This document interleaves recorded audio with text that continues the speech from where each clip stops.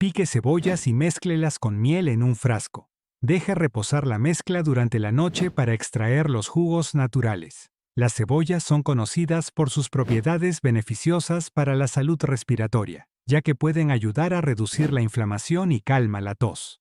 Este jarabe único ofrece un remedio natural para apoyar la garganta y el bienestar general.